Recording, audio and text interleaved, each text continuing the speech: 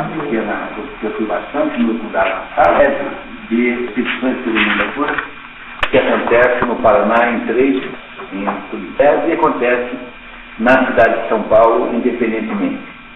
Como vocês sabem, esse programa aqui não é um programa de literatura, é um programa que se procura chamar de cultura aqui, é aquilo que nos dota do instrumental para entender o mundo. Essa é a essência. Quando vocês entram no curso, quando a gente sai daqui do nosso encontro, imagina-se que vocês saiam mais cultos do que vocês entraram. Cultura também não tem nenhum limite, é um saco sem fundo, é um projetinho assim de passar a vida inteira procurando aumentar. Não há como se chegar ao fundo. Então não é literatura, é cultura, vocês compreendem bem essa diferença, espero que sim. E então nós não temos interesse aqui em questiúnculas, com o devido respeito, por favor, né, mas questiúnculas literárias. Então não temos aqui interesse em ficar debatendo. Aqui de um curso para pessoas normais, comuns, que têm interesse em entender um pouco melhor como funciona a estrutura. E também queria lembrá-los de que não há modo de o resumo substituir a leitura do livro original. Então, por favor, não deixem de ler o livro sempre, porque a leitura do livro é insubstituível, claro, porque por mais que tenha feito aí um esforço verdadeiramente sincero de resumir bem, isso não se consegue fazer de modo tão bom nunca que possa dispensar a leitura do livro. Como, no entanto, vocês têm dificuldades práticas, garantidamente todo mundo tem a vida muito ocupada, então nossa metodologia aqui não pressupõe a leitura do livro. Nós trabalhamos com a história, contando para vocês aqui o resumo. Se nós não terminarmos, se nós não abusarmos do final do curso, né, se nós temos uma certa pontualidade, eu, sinceramente, sempre tento ser pontual, com toda a sinceridade. Mas aqui, às vezes, é mais forte do que isso. Entendeu? O problema é maior do que eu posso administrar. Né? Então, sinto muito, mas a tendência, a nosso esforço aqui é de ser pontual no final do nosso encontro. O começo também, né? O começo sempre é pontual. Mas no final, né? Então, queria também dizer que as duas pessoas aqui que estão hoje conosco, uma é o Eleutério, todo mundo conhece lá o nosso livreiro mais conhecido, em Curitiba, tá? Está aqui nos visitando, o Eleutério está aqui. E o Gabriel, que voltou depois de aí uns problemas aí, acidente de automóvel, tá? E agora o Gabriel, então, estamos todos felizes com a volta dele também. Há 3 histórias do Kafka nesse nosso programa de Expedições pelo Mundo da Cultura, edição 2007. Primeiro já foi o processo, a maioria de vocês imagino que tenha estado aí nesses dias. A segunda é hoje, a Metamorfose, que não é um romance, é uma novela, há uma diferençazinha técnica, não tem grande importância entre o romance e o conto, mas não tem menor importância também. A terceira obra é O Castelo, que será uma das últimas do ano. Então foram distribuídas ao longo do ano as 3 principais obras de Kafka. A Kafka é um autor que você pode ler inteiro, com muita facilidade. Primeiro porque ele está todo traduzido no Brasil, sendo um empreendimento mais assim, sólido de tradução, o do Modesto Caroni, que é um professor lá da Universidade de São Paulo, e o Modesto Caroni está tentando traduzir Kafka inteiro. Eu com Kafka, e Kafka é um desses grandes, mais impressionantes escritores que viveu numa espécie de limbo cultural. Ele era um tcheco que falava um alemão absolutamente estranho, porque é um alemão que se diz alemão cartorial, Praga Deutsch, alemão de Praga, quer dizer, um alemão que não é a população de Praga, que pertencia ao Império Austro-Húngaro. A população de Praga tinha uma porcentagem muito grande de pessoas que falavam alemão, mas é um alemão estranhíssimo, assim, um alemão muito assim, artificial, cartorial, de quem ninguém fala isso assim como língua materna mesmo. E o Kafka é um desses sujeitos. Então, nós já vimos aí uma vez uma biografia, mas como há pessoas novas, vamos dar uma olhadinha rapidamente. Quem fez o processo tem um documento como esse. Jorge, pode pegar esse, porque esse aqui já está maior do que o outro. Fizemos algumas melhorias em relação ao outro. Então, é melhor você ficar com esse, está mais completo. Então, Franz Kafka. Kafka significa corvo em tcheco. É uma germanização do nome dele em tcheco, que é corvo. Então, a família que tinha lá uma espécie de loja de novidades, mantinha lá um desenho em todos os seus papéis lá. Então, Franz Kafka nasce no dia 3 de julho em Praga, capital da Boêmia, numa família judia de cultura germânica. Mais ou menos 10% da população de Praga é judeus de cultura germânica. Como parte do Império Austro-Húngaro, na Boêmia, 10% da população também fala alemão, Praga Deutsch. Quer dizer, um alemão de Praga, isso significa.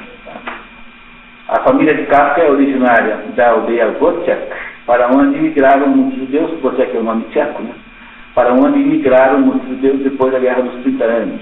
Seu pai, Hermann Kafka, um comerciante de novidades bem-sucedido, teve com Judy Kafka 5 filhos, além de Franz, Georg e Heinrich, ambos mortos quando bebês, Gabriel, Valérie e Ottilie, mortas durante a Segunda Guerra Mundial, em campos de concentração, mais ou menos.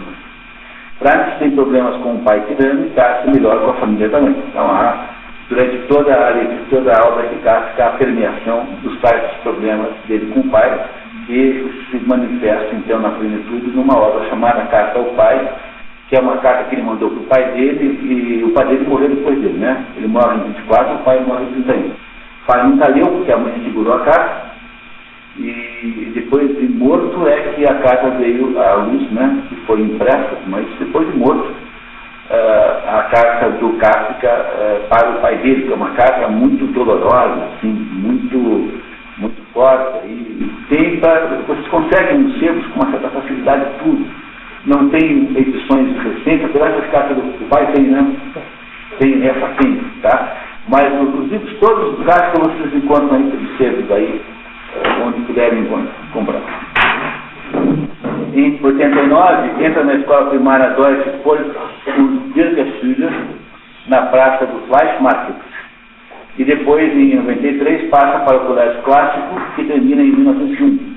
Neste ano, visita Wojciech pela última vez para comparecer ao enterro do avô. Quem tem a curiosidade literária, o tal do castelo, que é objeto do terceiro livro, está lá em Wojciech. O castelo, de fato, existe lá nesse lugarzinho aí, onde moram os antepassados de Kafka. Em 1901, obtém o Abitur. Abitur é uma espécie de diploma de segundo grau, aquilo que chama assim na França de baccalaureat, e que aqui não tem nome nenhum, a não ser diploma de segundo grau, que agora não chama nem assim, né? Chama-se diploma de ensino médio. Olá, tudo bom? Então o Kafka se forma no tal de segundo grau e começa a estudar na divisão alemã da Ferdinand Karl Universität, Universidade Fernando Carlos. São lá dois reis. Após 2 semanas frequentando o curso de Química, decide mudar para Direito. Tá bom assim? Tá, então tá bom. Continuando, né? Segue paralelamente cursos de Germanística e História da Arte. É leitor de Kierkegaard, de Pascal, e gosta muito de Flaubert. Quando você lê o Kafka, esses 3 autores aí estão, assim, com uma clareza na obra de Kafka que você não acredita, assim. Ele é, de fato, o resultado dessas 3 influências. Em 1902, conhece na universidade o escritor e músico Max Brod, que seria seu melhor amigo e editor post-mortem. Esse Max Brod era judeu e sionista fanático. Não esquecer que o sionismo, o movimento de volta dos judeus para a Palestina, é do final do século XIX, liderado por um sujeito chamado Herzl, que era um judeu que, depois do caso do Dreyfus, queria fazer a recuperação do lar judeu na Palestina. Então, no final do século XIX, já havia um movimento sionista fortíssimo, que já gerava uma porção de problemas, porque havia lá uma cota de imigração de judeus que era sistematicamente desobedecida. Esse Max Brod tentou transformar o Kafka também em um sujeito sionista, aparentemente sem grande sucesso. Em 1906, não porque ele também morreu muito cedo, né? Formado em Direito no dia 18 de junho, faz estágio não remunerado de um ano no Tribunal Civil de Praga. Em 1907, torna-se funcionário da Assicurazione Generale, que é uma empresa que hoje existe com esse nome, Generale, de seguros, lá na Áustria. Pede demissão em 1908, um ano depois, alegando falta de tempo para escrever. Esse dilema entre ser um escritor e ser um burguês comum é o dilema central da vida de Kafka. O pai dele queria que ele fosse um sujeito com emprego, com uma vida garantida, com mulher, com filhos. Ele só queria ser escritor. Ele nunca pôde dentro da fórmula burguesa dos pais dele. Passou a vida lutando contra isso. Nunca teve, de fato, o desejo de fazer carreira nenhuma. Em 1908, ainda por influência, nesse ano 8, ele começa a trabalhar no Instituto de Seguros de Trabalho do Reino da Boêmia, seu segundo e último emprego, onde foi encarregado de estudar riscos e buscar meios para reduzir sinistros. Apesar de obter sucesso, chama o emprego de ganha-pão, brot de ruf. É o modo como ele fala. Sabemos muito na vida de Kafka porque existem diários, não foram publicados os seus diários, e ele escreveu muitas e muitas cartas a Felice Bauer, que era a sua noiva, e desse material todo, então, se tem muita informação íntima, assim, da vida de Kafka. Não é um autor muito sério, assim, tá? Então, ele não gostava do trabalho que tinha. Por influência do Brot, nesse mesmo ano, publica aos poucos Descrição de uma Luta, na revista muniquense Hyperion, de Franz Blei, que era lá um intelectual importante. Em 1910 começa a redigir os diários, Tagebücher. Em 1911, por pressão do pai, que quer que ele seja um bom burguês, começa a colaborar, contrariado, à tarde na firma de versos de seu cunhado, Karl Hermann. Ele queria passar as tardes escrevendo. Eu trabalhava de manhã lá na empresa pública lá de seguros, e à tarde trabalhava, então, com o cunhado. O pai montou a empresa com dois.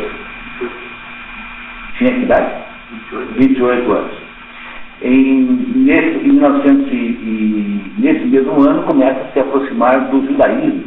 Ele nunca tinha sido até então um judeu praticante de verdade, mas começa a se interessar pelo judaísmo por meio do Yiddish teatro em Yiddish, né? Judeu, portanto. Em 12, conhece na casa de Brot, Felice Bauer, que passou a ser sua noiva, uma berlinense de quem foi noivo 2 vezes. Torna-se vegetariano e adepto de manias alimentares. Não pode comer isso, não pode tomar aquilo, etc. E escreve o Veredito da Urteil e a Metamorfose, de Servandlung. Neste ano, 1912, nós sabemos o dia que ele começou e o dia que ele terminou, por causa dos seus diários e das cartas da Felice. E também escreveu a maior parte do romance América, que depois passou a ter um outro nome, chamado O Desaparecido. Quem deu o nome dele Desaparecido foi o Max Brod. Nesse ano, segundo Peter Drucker é um economista austríaco que foi aí considerado chamado pai da administração. O Peter Drucker diz que conta num livro que o Franz Kafka recebeu um prêmio por ter inventado o capacete de segurança. Esse capacete que os operários usam nas construções, nas fábricas, teria sido a invenção dele. Opinião do Peter Drucker, né? Obviamente deve ser uma opinião abalizada, porque é um sujeito seríssimo, né? E ele então faz lá uma contribuição lá com a redução dos acidentes de trabalho. Em 1913, publicados pela Kurzwolf-Verlag, né? O Foguista, de Reicher. O Foguista é o primeiro capítulo do livro América. A coletânea de contos de contemplação, e o Veredito. Desse ano escreveria no dia 21 de agosto seu diário: o meu emprego insuportável porque contradiz o meu único desejo e a minha única vocação, a literatura. Como sou apenas literatura e como não quero nem posso ser outra coisa, o meu emprego não poderá nunca seduzir-me, só poderá, ao contrário, destruir-me totalmente. E isso é bom descobrir assim antes dos 30 anos. O Chaka descobriu aos 80. Você não queria ser promotor de justiça? Quem ouviu isso? É mesmo?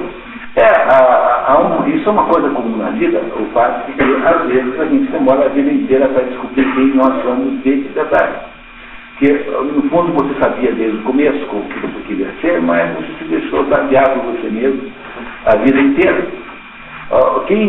O livro maior de todos para explicar isso chama-se Os Anos de Aprendizagem de Wilhelm Meister, que é o livro do Goethe, em que conta a história de um sujeito que é filho de um burguês e que decide que vai ser diretor de teatro. Aí o sujeito larga tudo e se junta a uma trupe de teatro, assim, que é muito parecida com o que é uma trupe de teatro hoje, assim, um pessoal assim, indisciplinado, meio cigano. Mais ou menos, essa ideia. Né? E vão fazendo o Hamlet. Basicamente, vão fazendo a apresentação da peça Hamlet. Até que um dia o Wilhelm Meister descobre que e vão acontecendo coisas estranhas com ele, que são coisas que são fáceis, inexplicáveis, aparentemente orientados a partir de uma espécie de maçonaria que está cuidando dele. Acontecem coisas para ele que o fazem refletir. E no final da história ele descobre a trama. Ele, na verdade, foi tutorado para descobrir quem ele mesmo era, descobre que ele de fato é um burguês e vai lá cuidar do negócio da família e pronto. E o nome desse tipo de literatura, desse gênero literário, é Bildungsroman, como é a Montanha Mágica, que nós vimos na última vez, também é um Bildungsroman, é o romance do sujeito, como também é aquele romance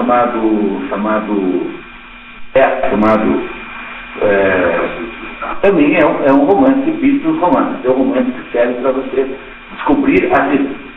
Então, as peripécias da pessoa, até que descobre quem é. Então, essa é a história, essa é o livro melhor de todos para explicar isso. Pode ler Educação Sentimental, pode ler o Wilhelm Meister ou a Montanha Mágica, talvez sejam os três melhores exemplos. Mas eu acho que o Wilhelm Meister é mais claramente um Bildungsroman que os outros. Goethe, né? Foi ele que inventou o gênero.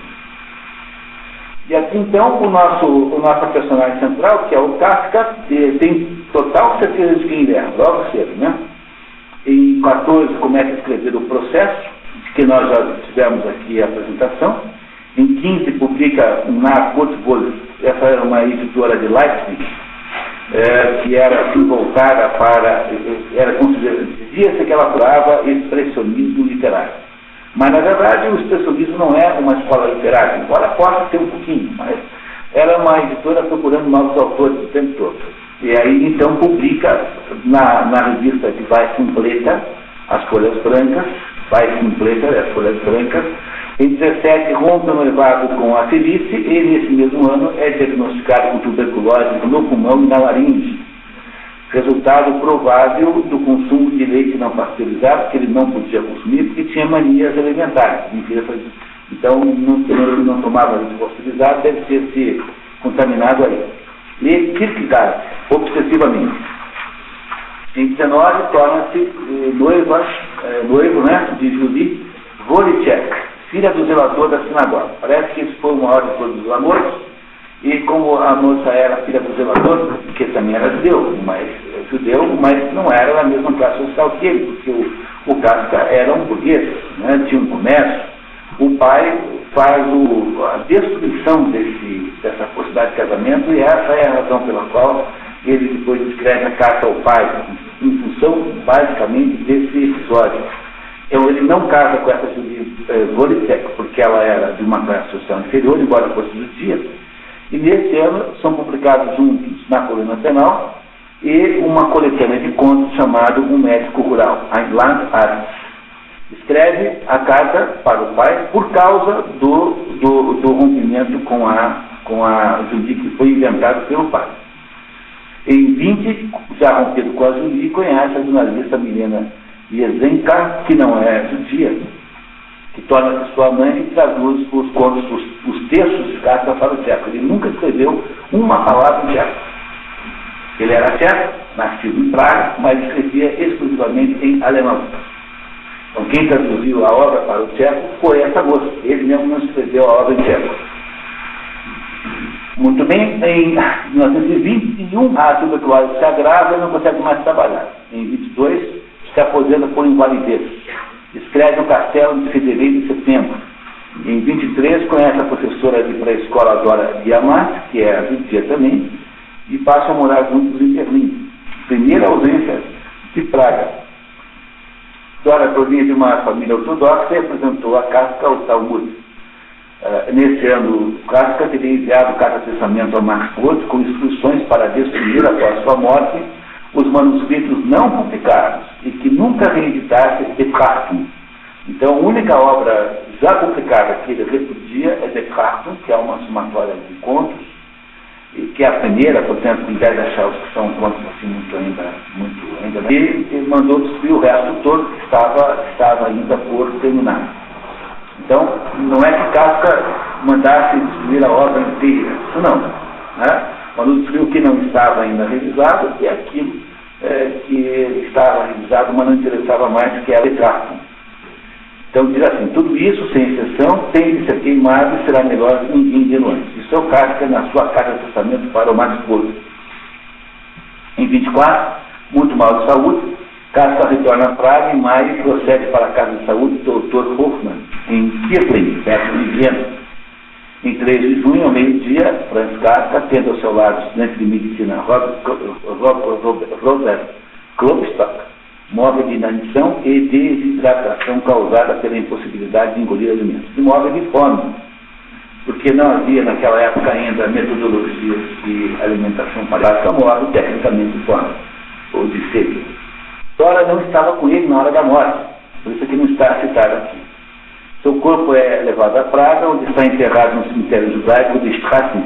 É publicado o conjunto de contos Um Artista da Fome, Ein Hungerkünstler, cujas podas tipográficas Kafka teria corrigido no leito da morte. Esse Hungerkünstler é um conto que deu a personagem central, também está morrendo de fome e escrevendo contos de um sujeito que morre de fome, exatamente como ele. 25, publicado, aí então, em 25, 26 e 27, começam as publicações póstumas. O Max Brod, que, desrespeitando a tal da ordem do testamento, começa a arrumar como pode as obras e a Kurt Verlag vai publicando uma atrás da outra. Portanto, essas obras todas aí são todas obras editadas pelo Max Brod. Graças ao elogioso de Thomas Mann, em 30, Thomas Mann já era, assim, quase o maior escritor vivo da Europa. Então, se elogiou Kafka, deve ter alguma coisa. Em 31 publica A Muralha da China, que também é outra coletânea de contos selecionados por Max Brod. E ele, na verdade, romance só fez 3, que é o Processo, o Castelo e a América. O resto são uma outra novela, basicamente a Metamorfose é uma novela, e talvez possa também dizer que seja uma novela, um outro conto chamado Conto Bem Longo, que é o Rodo, alguém sabe? E o resto é conto, ele é um grande contista. Em 1932, o Museu Judeu de Berlim, Salomon Schocken, decide publicar toda a obra. Esse plano é atrapalhado pela Segunda Guerra Mundial, né? Acaba depois da guerra. Em 37, publicados os diários. Em 39, os nazistas destroem todas as edições Schocken. Max Brod consegue fugir para a Palestina e leva os manuscritos de Kafka que vão parar na Schocken Library em Jerusalém. Em 41, o Schocken emigra para os Estados Unidos e lá os Estados Unidos começam a ver a reedição em alemão, tá? Das obras de Franz Kafka. Em 54, né, publicam-se as cartas da Milena. Em 56, a família começa a pressionar os herdeiros, que são filhos das irmãs, porque os irmãos realmente morreram com herdeiros. Os herdeiros de Kafka, ele não tem nenhum mesmo direto, né? São os sobrinhas começam a pressionar para reaver os manuscritos, porque aquilo, afinal de contas, era o patrimônio da família. Kafka não deu para o Max Brod diferente, né, o conceito. E aí começa a haver uma certa pressão, e aí há uma negociação com a família, e tanto o Salomon Schocken quanto o Max Brod depositam os manuscritos no Banco da Suíça e depois o devolvem à família. Em 61, o germanista britânico Malcolm Pavley convence a família a reeditar tudo de volta sem a contribuição do Max Brod, ou seja, pegando os originais como estavam, no dia da carta, e fazendo uma reedição sem consideração do que Max Brod havia mudado. O Max Brod havia mexido na pontuação, na sequência dos capítulos, enfim, alguns pedaços ele havia reescrito completamente, e começa a haver então uma republicação das obras de Kafka com base agora numa edição isenta da contribuição do Max Brod. De modo geral, consideram-se essas novas traduções melhores do que as anteriores. E apesar de que a original da Metamorfose que nós vamos ler hoje é a original do Max Brod. Apesar que a Metamorfose não, porque ela foi publicada em vida. Esse aqui não tem o dedo do Max Brod em nenhum momento, porque ele foi publicado durante a vida de Kafka. Então só tem a contribuição de Kafka. Todos os originais são dados presentes lá, são cedidos para a biblioteca Bodleian de Oxford, menos o processo, que acabariam na mão de uma herdeira que depois o leiloou e acabou indo para uma biblioteca alemã, uma espécie. Em 78 morre o Max Brod. Em 69, o escritor Isaac Singer escreve o conto A Friend to Kafka, onde a personagem Jacques Comte, que teria sentido Kafka, informa que esse último acreditava na existência do Golem, personagem folclórica do judaísmo, um homem artificial criado pelo Rabino Lev, em Praga. Então esse Rabino Lev teria pego um pouco do barro do rio que banha Praga e teria feito defender os judeus contra os pogroms, aqueles ataques todos. Aqui o pogrom, o tal do Golem fica autônomo, de fato, ele resolve não obedecer mais, e aí é exatamente a mesma história do Frankenstein, depois foi escrita pela Mary Shelley. O Frankenstein é um médico que produz um ser artificial que sai do controle. A ideia do Frankenstein não é o monstro, o Frankenstein é o médico, é o autor do monstro, não é isso? Tá? Então, o monstro do Dr. Frankenstein é inspirado na ideia do Golem, esse ser mítico que teria existido lá em Praga, que faz parte do folclore judeu. Em 1988, os manuscritos do processo são vendidos para um arquivo literário alemão, e depois começa a publicação das obras já revistas sem a contribuição do Max Brod. Essa é a história, assim, digamos, em linhas gerais, do Franz Kafka. Franz Kafka, portanto, é um sujeito que teve uma vida muito infeliz, não teve felicidade afetiva, amorosa, é um sujeito que passou a vida brigando com o pai, tentando ser escritor contra todas as pressões do meio ambiente, vivenciou uma guerra de proporções apocalípticas, que foi a Primeira Guerra Mundial, não tinha problemas enormes de autoestima e que, no entanto, produziu uma das mais perturbadoras obras literárias de todos os tempos. Kafka é viciante, você começa a ler, não para até o último. Hoje eu quero estar aqui e eu a Metamorfose quantas vezes? Várias vezes. Muitas vezes, muito bem. Então, o segundo livro do Kafka, no nosso programa, vamos ter 3, o terceiro lá por novembro, se não me engano, é a Metamorfose. Tá? É a Metamorfose de todos os livros de Kafka, o mais conhecido, o mais lido.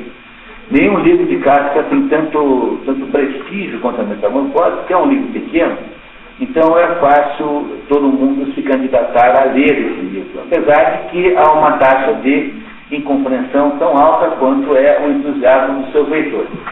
Essa obra, por todas as suas características, tem um potencial de interpretação enorme. Há um catálogo, há quem catalogue as interpretações da Metamorfose, e parece que a última conta está em 130 interpretações diferentes conhecidas da obra A Metamorfose.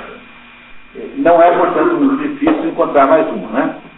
Tá? Então, há claro que interpretações muito adequadas para a nossa época, há um excesso de interpretações voltadas para conteúdos econômicos, afinal, né? Na nossa época, como só se pensa em dinheiro e sexo, então é normal que a maior parte das interpretações sejam ou voltadas para questões econômicas, ou seja, interpretações marxistas, ou então interpretações freudianas. Mas há também aqui interpretações outras possíveis, que nós vamos certamente conseguir descobrir aqui na nossa tarde de hoje. Eu vou ler para vocês esse pequeno início aqui, apenas para deixar um pouco claro as circunstâncias. Segundo a carta que escreveu a sua noiva Feliz Bauer, Kafka escreveu a novela Die Verwandlung, normalmente traduzida no Brasil por A Metamorfose, mas que Otto Maria Carpo manda traduzir por A Transformação, entre 15 e 17 de novembro e 7 de dezembro de 2012. A razão pela qual chama Metamorfose é porque nós devemos ter feito a primeira tradução do francês.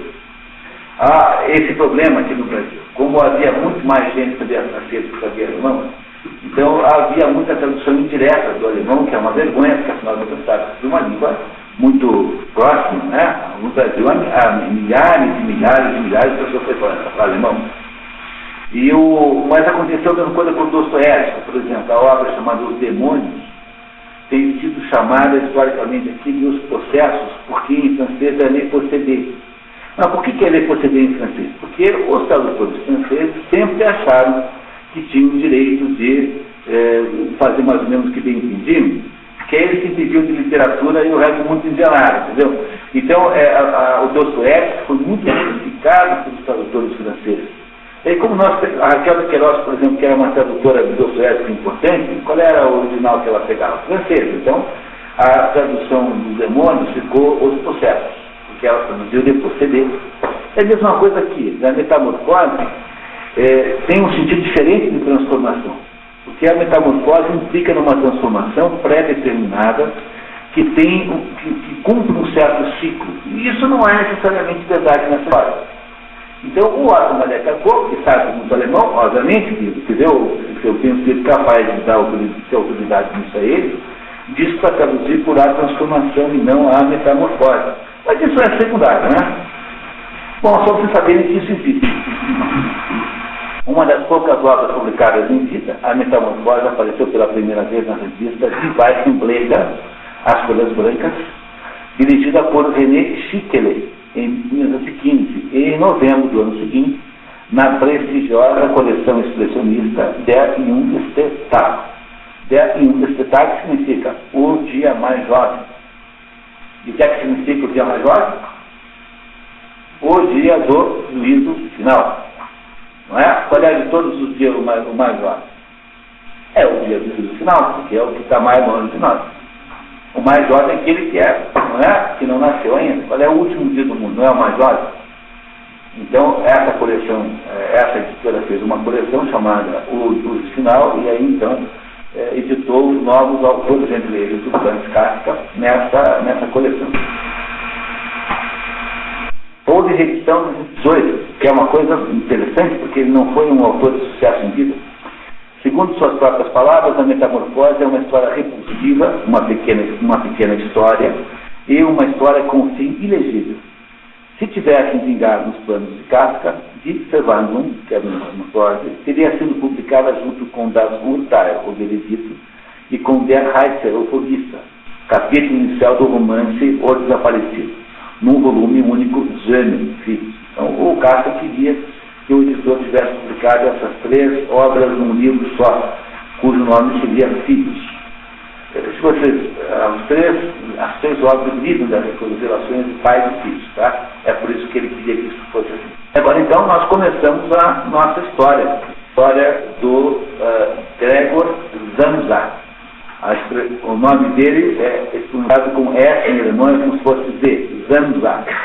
É um nome, obviamente, calcado em cima de Kafka, não tem a menor dúvida, né? Tem uma ligação com Kafka, mas tem uma ligação com o próprio nome do Kafka. Então, Gregor Samsa. No Veredito, o sujeito chama-se Georg Bendemann. No outro livro, chama-se Georg Bendemann. É muito parecido com os livros de história. Praticamente com 2 meses de diferença, no fundo é a mesma personagem, digamos assim. Por isso há o parentesco entre as duas obras. E aí então começamos a ler. Nós temos aqui um sistema, cada um dê um pedacinho.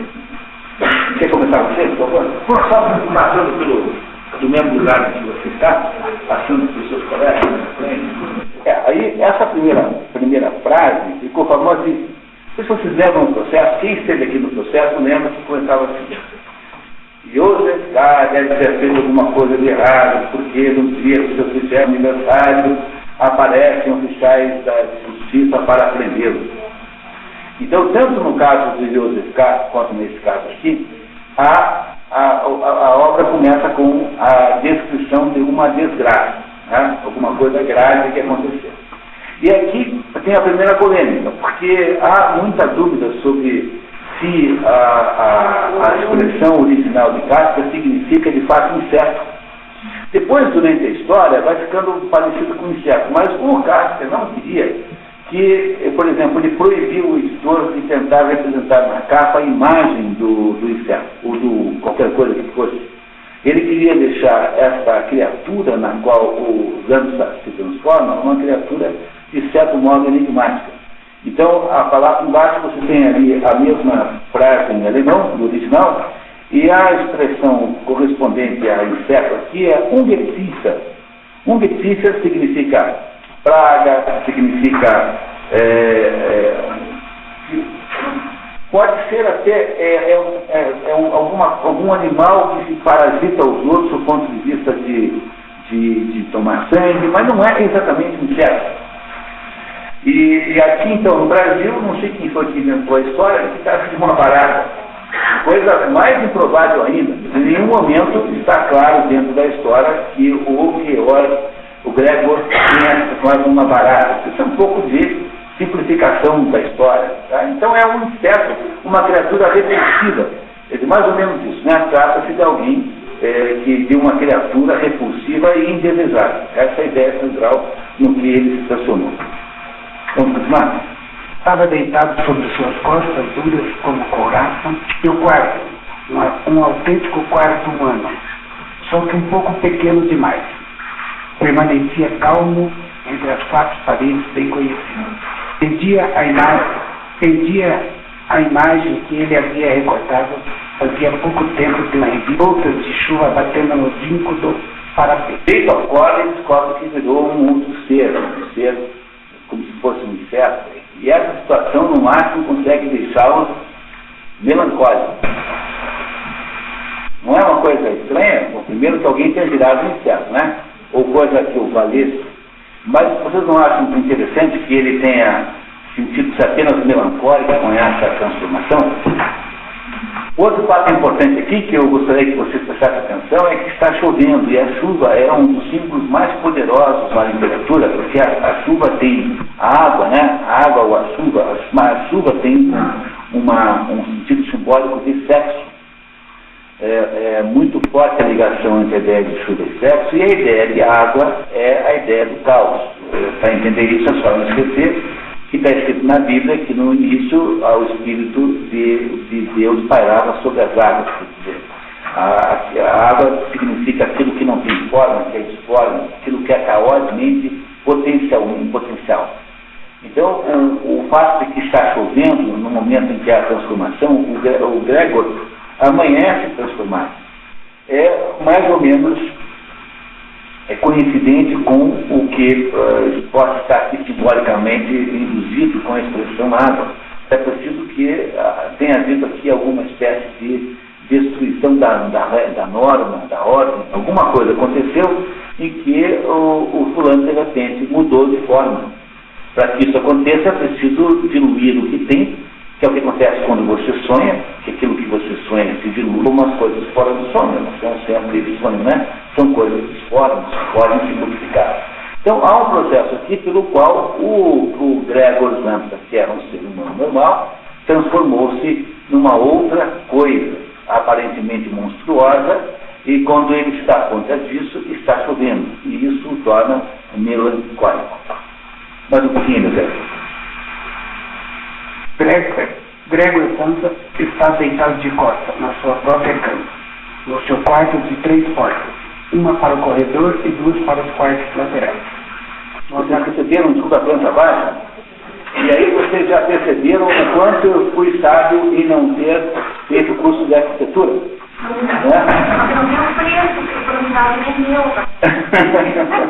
Não, ele era do carro.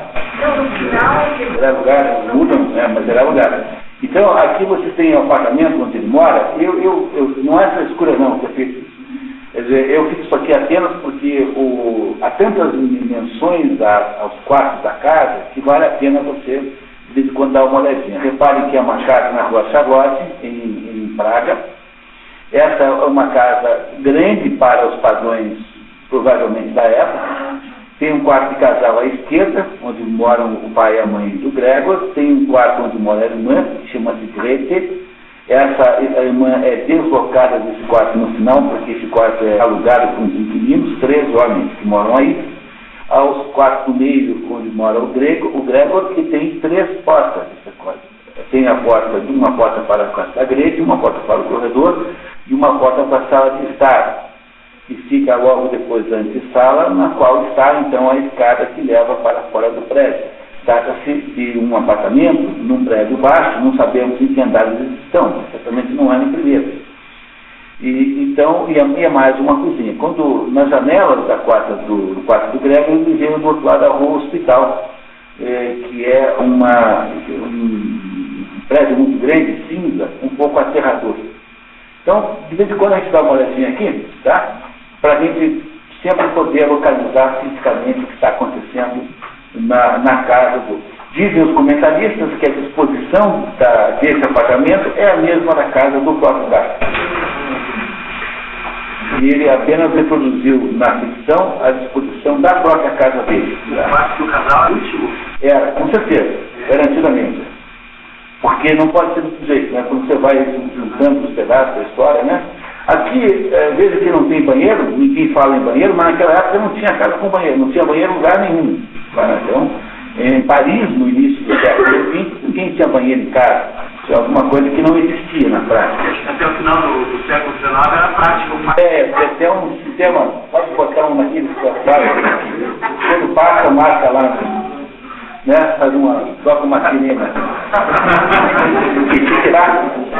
Uma portinha. Mas aqui não há nenhuma chance de não ser assim, porque o quarto do Gregor seguramente tem uma porta de acesso ao quarto dela. Então, aqui pode ter alguma diferença na prática, pode não ter menor importância, né? Mas é mais ou menos assim que é a casa do Gregor, onde ele mora. Ele é um jovem de alguma coisa como 20 e poucos anos, ele é bem jovem, a Grete tem 17 anos, o pai e a mãe têm idades que não são precisadas aí, aliás, nós não sabemos usar mais. E o Gregor é caixeiro viajante, trabalha numa loja com um mostruário de tecidos, pega um trem e fica dias viajando pelo interior, né, vendendo tecidos, né, e volta de vez em quando para ficar em casa. Então essa é a história aqui mais ou menos concreta da família Zamsa. O pai havia falido 5 anos antes, não fazia nada há 5 anos. Ficava em casa mais ou menos de pijama. A mãe era asmática crônica, portanto também não tinha nenhuma atividade, e a Grete era muito criança, tinha só 17 anos, portanto na falência ela deveria ter 12, era praticamente criança. Muito bem. O seu pai envelhecido, gordo e esforçado, não trabalha há 5 anos, desde a sua mãe é doente de asma e sua irmã de 17 anos, Grete, ainda uma criança. Sem meses de frequentar o conservatório. A família tem uma cozinheira, Ana, e uma empregada. Gregor está em casa há 8 dias, intervalo entre 2 viagens. Pagam um aluguel de um apartamento de bom tamanho, e eles mantêm 2 empregadas, uma cozinheira e uma empregada. Primeira, portanto, informação importante é que ele tem um certo sucesso profissional, porque ele mantém tudo isso com o dinheiro de caixeiro viajante. Não é isso? Muito obrigado, doutor. Anatório, por gentileza. Gregor pergunta-se se não deveria voltar a dormir e esquecer aquela bobagem toda. Mas sua nova condição o impede de dormir, porque estava acostumado a dormir do lado direito.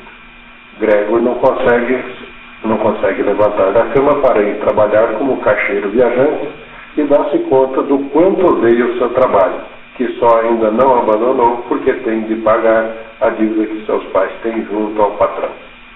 Bem, ainda não renunciei por completa esperança. Assim que juntar o dinheiro para pagar a dívida dos meus pais, deve demorar ainda uns 5 a 6 anos. Vou fazer isso sem falta. Chegará então a vez da grande ruptura. Por enquanto, porém, tenho de me levantar, pois meu trem parte às 5. Então veja, é um sujeito que pega o trem às 5 horas da manhã. Está lá, transformado num ser qualquer, preocupado em pegar o trem às 5 horas da manhã. Ele trabalha sozinho para sustentar tudo aquilo. É isso que nós sabemos. Ele é jovem e tem um trabalho muito concreto, muito prático. Ele é vendedor, ele não é nenhum engenheiro, não é nenhum maestro, ele é um sujeito que ganha a vida vendendo coisas. Não é isso? Isso, antes que vocês fiquem fazendo muita especulação, ele não é o Franz Kafka, porque o Franz Kafka é o contrário do Greco.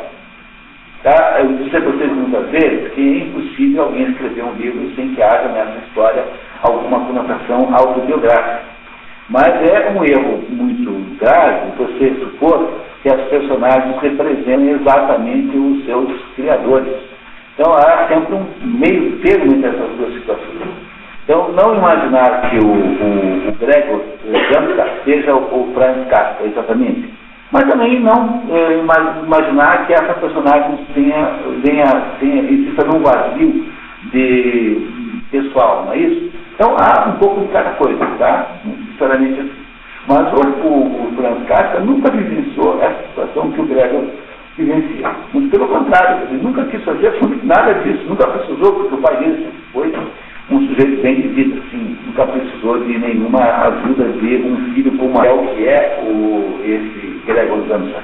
Gregor confere o despertador e dá-se conta de que ele havia perdido a hora e o trem das 5, mas poderia tentar pegar o das 7.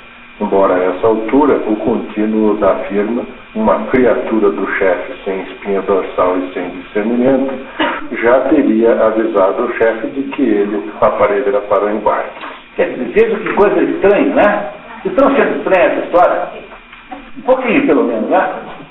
Quer dizer, o sujeito perdeu o trem das 5 horas e tem certeza que havia lá na estação ferroviária um espião, que é um contínuo do chefe, já teria avisado o chefe de que ele não pegou trem.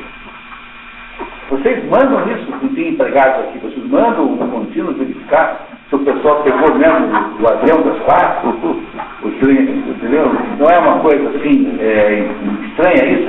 Eu sei que há muitas coisas que parecem estranhas aqui, a começar pelo fato que o sujeito transformou-se num externo. Mas essa coisa também é estranha, né? É uma coisa estranha dentro da situação estranha. Pois não, João? E não acendeu a luz também, aterrador? É o quê? Não acendeu a luz, aterrador? Não consegue se levar. Provavelmente é porque o resumo não pegou, mas não deve ter nada, nenhum ponto nisso ainda. O resumo sempre é imperfeito, né? É preciso sempre levar isso em conta, o resumo nunca consegue substituir o livro. Leiam um livro, por favor, tá? Vamos lá, então. Tenta levantar novamente. Em 5 anos de serviço, ainda não havia ficado doente. Está com mais fome que o habitual. Samsa ouve sua mãe despertando-o com batidas na porta e fica chocado com o som da sua própria voz dizendo: sim, obrigado, mãe, já vou me levantar.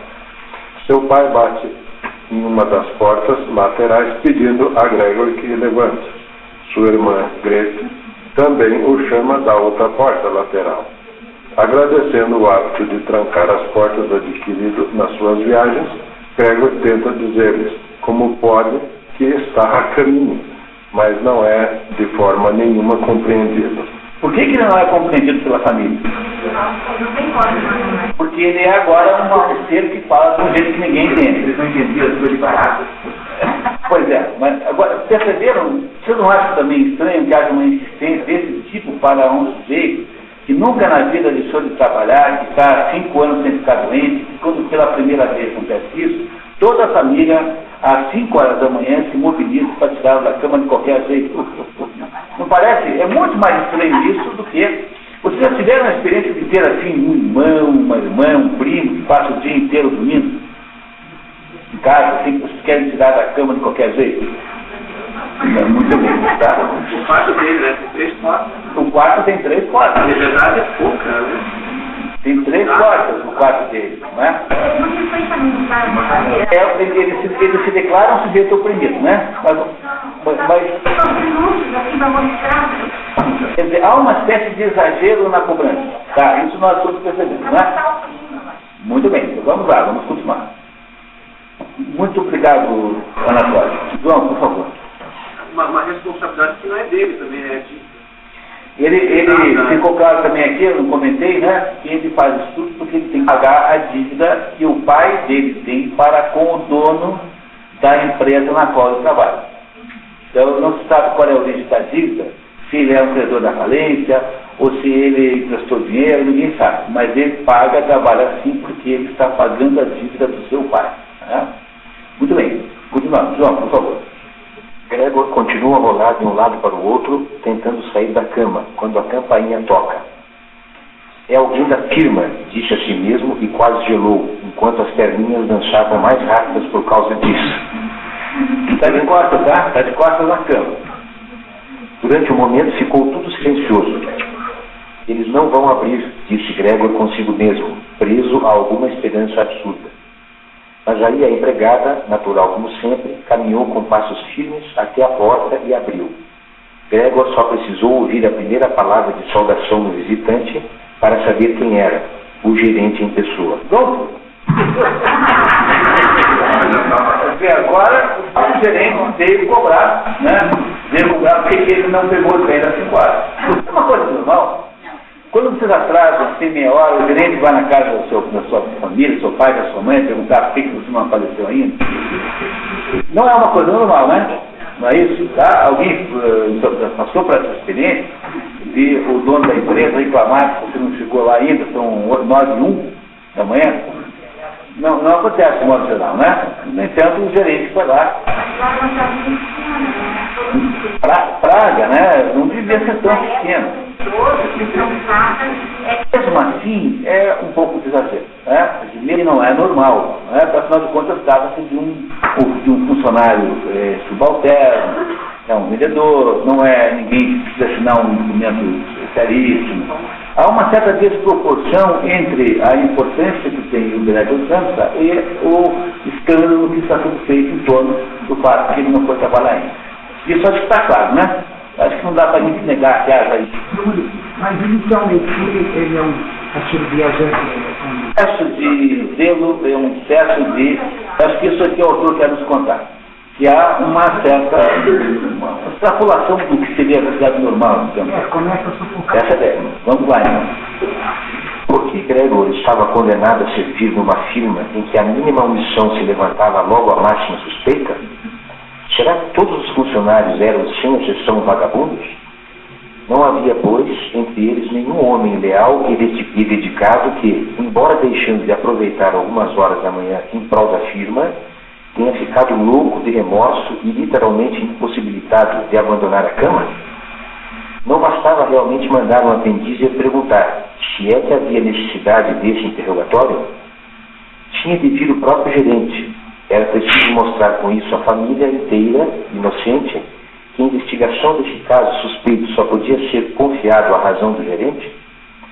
E mais por causa da excitação a que foi levado essas reflexões do que em consequência de uma decisão de verdade, Gregor se atirou com toda a força para fora da cama.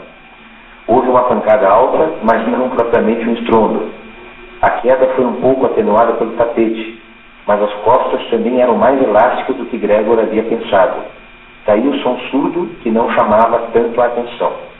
Ele só não tinha sustentado a cabeça com cuidado suficiente e por isso havia batido com ela, de raiva e dor. Virou-a e esfregou-a no tapete. Caiu alguma coisa lá dentro, disse o gerente, no aposento vizinho da esquerda. O aposento vizinho da esquerda é a sala de estar, que é o ponto de vista aqui do Guzman aqui, para indicar as direções, ele aqui está olhando na porta para a janela. Então, assim, né? O contrário, assim, está. Então, a esquerda é a sala de estar, tá? Onde está o gerente ali, com o pai do Gregor, vendo que ele não levanta da cama. Está no corredor? Ele está na sala de estar. Nunca tem ninguém no corredor. Durante toda a história do Gregor, toda a comunicação é feita por essa sala de estar, que tem uma característica, a porta tem 2 folhas, começa aqui, atrás aqui de nós, tá vendo? É uma porta com 2 folhas. E nos outros casos, não é que não sejam 2 folhas, mas não há nada que diga isso. Então, aparentemente, a razão pela qual a porta da sala de estar é mais usada é porque é mais fácil de entrar e sair. Muito obrigado, João. Constância, por favor. Do lado de fora do quarto, a irmã e o pai de Gregor, cada um de um lado, continuam suas tentativas de fazê-lo abrir a porta. Sua mãe explica ao gerente que Gregor está doente, que nunca descansa e que na sua dedicação ao trabalho só lê folhetos com horários de trem. Ele não está bem, acredite em mim, senhor gerente. Senão, como Gregor perderia um trem? Esse moço não tem outra coisa na cabeça a não ser a firma. Eu quase me irrito por ele nunca sair à noite. Agora está 8 dias na cidade, mas passou todas as noites em casa. Fica sentado à mesa conosco e lê em silêncio o jornal ou estuda horários de viagem. Quer dizer, esse Gregor tem a vida montada para quê? Para pagar a dívida do pai. Não tem outro assunto. Embora ele tenha feito um entalhamento que não sei no resumo, ele entalhou a moldura na qual está lá aquele quadro lá da mulher, com aquela pele e tal, que a única coisa que ele faz é um trabalhozinho de marcenaria. Eu não pus no resumo, depois me arrependi amargamente. Tentar depois melhorar isso. Tá bem? Ok. Mais um pouquinho, Constância, por favor. O gerente que relata fala alto da sala, acusando-o de se entrincheirar no quarto, de causar preocupações sérias e desnecessárias aos pais, e de descurar de seus deveres funcionais, de uma maneira inaudita. Estou perplexo. Menciona desconfianças do chefe quanto às omissões recentes e o trabalho insatisfatório de Gregor estarem ligados a eventuais desfalques na firma, e que aquela atitude iria reforçar. Então, veja só, o gerente está dizendo que o Gregor não está tendo um bom desempenho. Não só tem omissões recentes, como diz ele que o chefe está preocupado de ele ter recebido pagamentos adiantados dos clientes e não ter entregue aquilo. Ele está acusando o Gregor de ter dado um golpe na firma. Compreenderam? Está o gerente dizendo isso lá do lado do quarto do Gregor. Vamos ver o que acontece aqui. O pai pergunta a Gregor se o gerente pode entrar no seu quarto. Não, disse Gregor. No cômodo vizinho da esquerda sobreveio um silêncio penoso. No aposento contíguo da direita, a irmã começou a soluçar. O que é estranho isso aqui? É uma coisa muito estranha. Eu sei que isso parece um pouco estranho, mas aqui é alguma coisa mais estranha do que o normal. Mais estranho do que o estranho já. Você não acha que seria uma coisa normal que o pai do Gregor tivesse tentado defender o filho, que é sendo acusado de dar um desfalque na firma? No entanto, em nenhum momento ninguém faz nenhuma espécie de toma nenhuma iniciativa para defender o filho. Não, que é uma coisa muito estranha, porque um pai, de modo geral, faria assim, não é? Não é isso? Faria isso. No entanto, aquele fato é dado como sendo um fato normal, assim, que ninguém está levando em conta. Bom, estou começando a achar estranha essa história. Muito bem, muito obrigado, Constância. Gênio, por favor. Zamza, no seu quarto, diz ao gerente que ele tem apenas um mal-estar, de que tinha tido um prenúncio na noite anterior e que pegará o trem das 8. Pede-lhe que poupe os pais daquela insistência e manda recomendações ao chefe. Entenderam uma única palavra? Perguntou o gerente aos pais. Será que ele não nos está fazendo de bobos? Pelo amor de Deus, exclamou a mãe já em lágrimas. Talvez ele esteja seriamente doente e nós o atormentamos. Gretchen, gritou então. Mamãe, bradou a irmã do outro lado. Do outro quarto, do outro lado. Ela se comunicava através do quarto de Gregor. Você precisa ir imediatamente ao médico. Gregor está doente. Vá correndo ao médico. Você ouviu Gregor falar agora? Era uma voz de animal, disse o gerente, em voz sensivelmente mais baixa comparada com os gritos da mãe. Por que o Gregor não consegue se explicar? porque nenhuma palavra do que ele diga é de fato entendido, porque está falando em linguagem de certo, e não mais em linguagem humana. É isso? Então, agora convence que tem alguma coisa grave. Ninguém sabe ainda o que aconteceu, mas está todo mundo desconfiado que não pode ser mais grave do que a falência. A mãe de Sandra cogita de ele estar realmente doente e pede a Gretchen que vá buscar o médico. O pai, por sua vez, manda a cozinheira Ana buscar um serralheiro. As duas atravessam a sala correndo e juntas ganham a rua. Gregor fica feliz em saber que a família está se preocupando com ele. Muito obrigado, tá? Enganadeiro. Porque mandaram buscar o médico e um serralheiro para abrir a porta, né? Então ele está feliz que estão se preocupando com ele. Vamos lá. A confiança e a certeza com que foram tomadas as primeiras decisões fizeram-lhe bem. Sentiu-se novamente incluído no círculo dos homens e passou a esperar do médico e do serralheiro, sem propriamente separá-los. Desempenhos excepcionais e surpreendentes. Cientificar com a voz o mais clara possível para as conversações decisivas que se aproximavam, tossiu um pouco, esforçando-se, entretanto, para fazer isso de um modo bem abafado, uma vez que até esses ruídos possivelmente soavam diferente de uma tosse humana, coisa que ele mesmo já não ousava despedir. Nesse meio tempo, fez-se completo silêncio no aposento ao lado. Talvez os pais estivessem sentados à mesa com o gerente e cochichassem, talvez estivessem todos curvados sobre a porta, escutando. Gregor gira a chave da porta da sala de estar com as mandíbulas, sem perceber que estava causando uma lesão a si mesmo, pois um líquido marrom saiu da sua boca, escorreu sobre a chave e pingou no chão. Ouçam, disse o gerente no cômodo vizinho. Ele está girando a chave. Em seguida, ele tenta abrir as duas folhas. A operação é difícil para as suas condições. Quando consegue abrir uma delas, é entrevisto primeiro pelo gerente e depois pelos seus pais. Então, a porta que liga o quarto dele à sala de estar é como aquela ali, tem duas coisas.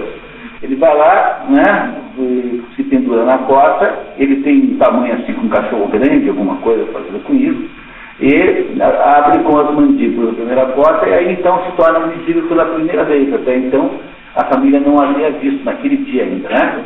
E aí o que acontece? Muito obrigado, que é a próxima pessoa. Estava ainda ocupado com essa manobra difícil, sem ter tido tempo para atentar em outra coisa, quando ouviu o gerente soltar um ó alto. Soava como o vento que zune. Então Gregor ouviu também. Mais próximo da porta, e comprimia a mão sobre a boca, enquanto recuava devagar, como se impelisse uma força invisível que continuasse agindo de modo constante. A mãe, apesar da presença do gerente, ela estava ali, com os cabelos ainda desfeitos pela noite, espetados para o alto. A princípio fitou o pai com as mãos entrelaçadas, depois deu 2 passos em direção a Gregor e caiu no meio das salas que se espalhavam ao seu redor. Das saias que se espalhavam ao seu redor. O rosto totalmente afundado no peito. O pai cerrou o punho com expressão hostil, como se quisesse fazer Gregor recuar para dentro do quarto. Depois olhou em volta de si, inseguro, na sala de estar, e em seguida cobriu os olhos com as mãos e chorou a ponto de sacudir o peito poderoso. Muito bem, então aí está descrito pelo Kafka como foi que a família finalmente... Quem é que não viu ainda? A Gretchen não o viu, porque a Gretchen tinha ido lá buscar o médico. Nem a tal da cozinheira Ana também, que por causa da serralheira, essas duas eles não viram ainda.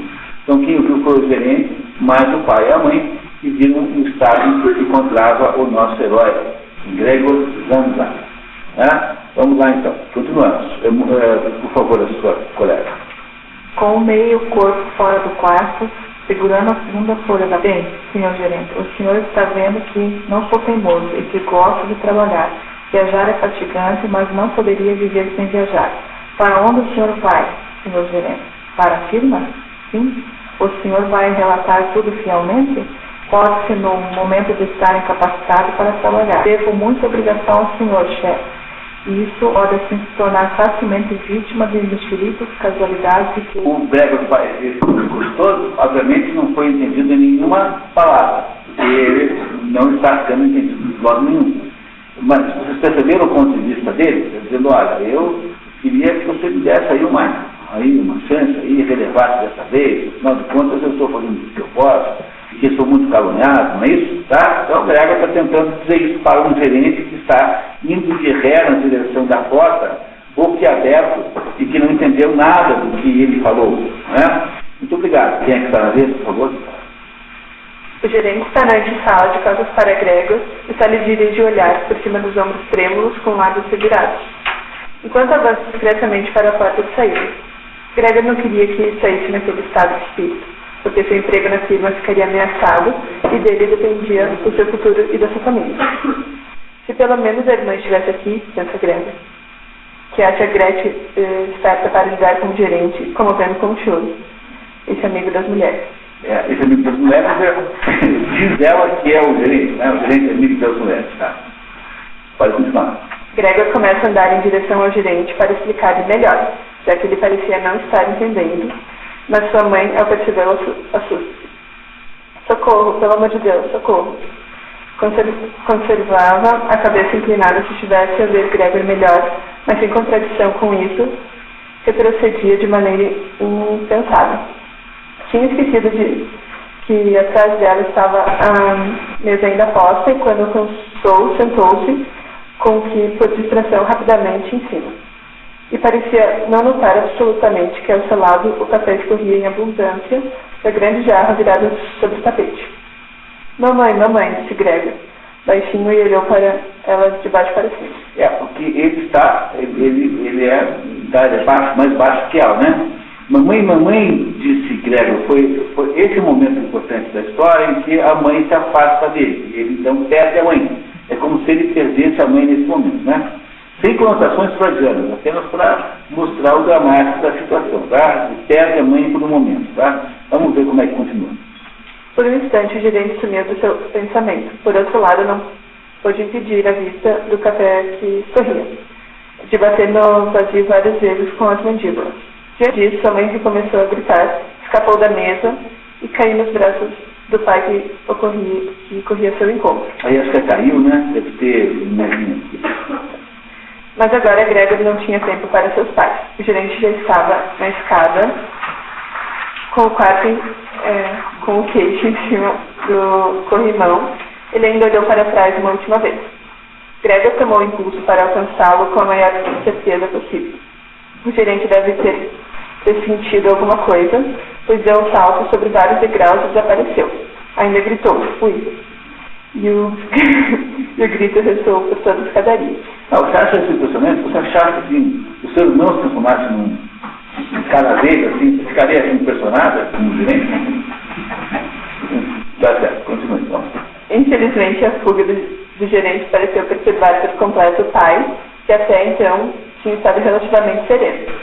Pois em vez de correr, ele próprio, atrás do gerente, ou pelo menos não impedir Gregor de segui-lo, agarrou com a mão direita a bengala do gerente que havia deixado com o chapéu e o sobretudo em cima de uma cadeira.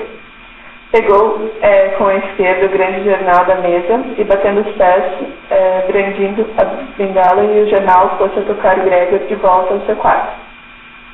Nenhum pedido de Gregor adiantou, nenhum pedido também foi entendido. Por mais humilde que inclinasse a cabeça, com tanto mais força, o pai bateu os pés. O Gregor, ele, repare que ao ser agredido pelo pai, ele se comporta humildemente. Ele, em nenhum momento, faz qualquer espécie de ato agressivo. O pai avança com uma bengala sobre ele e ele comporta-se humildemente. Ele, durante as outras cogitações que não estão aqui no resumo, ele sempre tem a preocupação de tentar parecer submisso, tentar parecer que não está querendo atacar ninguém, para ver se com isso ele consegue criar uma comunicação simbólica com a amiga.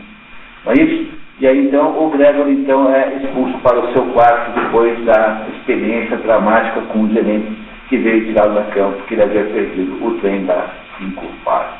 Gregor, sem prática de andar para trás, vai levando bengaladas de seu pai no trajeto hesitante para o quarto. Andando sobre suas patinhas, e muito largo para passar pelo espaço de uma folha só, fica forçando passagem até que um dos seus lados se ergue, permanecendo torto na abertura da porta. Fica entalado até o pai desferir por trás um golpe agora de fato possante e libertador, e ele voou, sangrando violentamente, bem para dentro do quarto. A porta foi fechada, ainda com a bengala, depois houve por fim silêncio. Com isso acaba a primeira parte das 3 partes em que é dividida essa história. A situação do Gregor parece boa? Né? E o que é de mais estranho nessa situação toda até agora? O que é de mais estranho em tudo? Bom, tirando essa, o mais estranho em segundo lugar. A maneira como a família se relaciona com aquilo, né? O que é estranho, sobretudo, na relação que a família tem com esse fato? Dados da hipótese aqui de não ser o Gregor, de que aquilo ali seja um monstro que comeu o filho do Gregor. Não seria uma coisa estranha, por exemplo, se vocês abrissem o quarto do irmão de vocês, tivesse lá um orangotano que não o irmão, um macaco, vocês não cogitariam a possibilidade de ter havido uma troca? Talvez depende do irmão, talvez não, né? Talvez vocês... Só se o orangotano tivesse a pijama dele, mas... Normal, mas não é o caso, que não é o caso aqui, né? Mas há uma coisa muito estranha no modo como a família se relaciona com o Gregor. Porque é uma situação dramática, mas não há em nenhum momento nenhuma perturbação com o fato, como se mais ou menos aquilo fosse alguma coisa natural. Ele vai jogando para o quarto. O colher está fora de casa? Sim. E não mandaria para o quarto do Gregor? Eles não entraram no quarto ainda, porque o Gregor é que sai do quarto, e eles não entraram ainda. Eles também não se interessaram em saber se o filho estaria lá dentro ou não. É como se houvesse uma espécie de convicção coletiva de que o Gregor é aquele inseto mesmo. Pois é, o que parece que fizeram isso, embora seja muito difícil que o inseto tivesse a aparência de Gregor, né? Porque... Não consegue se comunicar em um momento com ele? Não, porque ele não fala, e eles não tentam falar com ele. Tentaram falar, todos não sabiam que era um inseto. Mas eles não se comunicam de modo nenhum, quer dizer, ali é um ser absolutamente absurdo, que ele supõe que seja o filho e o irmão, né? O Gregor. E essa suposição é mais ou menos aceita, assim, sem grandes contestações. Tá? Muito bem. Vamos então ao segundo capítulo, tá? O segundo capítulo são 3 capítulos em que a história está dividida. Vamos lá. Marco, por favor. Gregor desperta do sono pesado, semelhante a um desmaio no crepúsculo. E dorme o dia inteiro então, né? Desde aquela hora que isso acontece, lá pelas 8, né? 7, 8, até a noite. Tá? Tateia com as antenas que havia aprendido a valorizar. Está com o lado esquerdo todo dolorido e percebe que havia ferido uma perninha no episódio do ataque. E, por causa disso, ela se arrastava com as outras. É atraído para a porta por causa do cheiro de algo comestível e encontra uma tigela de leite doce, na qual nadavam pequenos pedaços de pão branco, que sua irmã havia colocado ali. Embora leite fosse seu alimento predileto, não gostou do pouco que conseguiu beber com as dificuldades produzidas por seus ferimentos. Rasteja de volta para o meio do quarto, percebe a casa em silêncio e conclui. Que vida tranquila a família levava, disse Gregor a si mesmo, e sentiu, enquanto ficava escuro diante dele, um grande orgulho por ter podido proporcionar aos seus pais e à sua irmã uma vida assim, num apartamento tão bonito. Mas como seria agora, se todo o sossego, todo o bem-estar, toda a satisfação chegasse assustadoramente ao fim? Para não se perder nesses pensamentos, Gregor preferiu pôr-se em movimento, rastejando de cá para lá no quarto. Ok. Continua? Pode então. Naquela primeira noite, as portas laterais são abertas e rapidamente fechadas, como se alguém o espionasse ou estivesse indeciso a entrar. Zamsa reflete no seu quarto sobre como deveria reorganizar sua vida a partir da nova condição. Decide dormir na parte de baixo do canapé, embora as costas ficassem um pouco prensadas e não pudesse mais erguer a cabeça. E logo se sentiu muito aconchegado, lamentando apenas que seu corpo fosse largo demais para se abrigar inteiramente. Todo mundo sabe que um canapé não é um biscoitinho que dá nas pernas. É uma espécie de sofá, tá?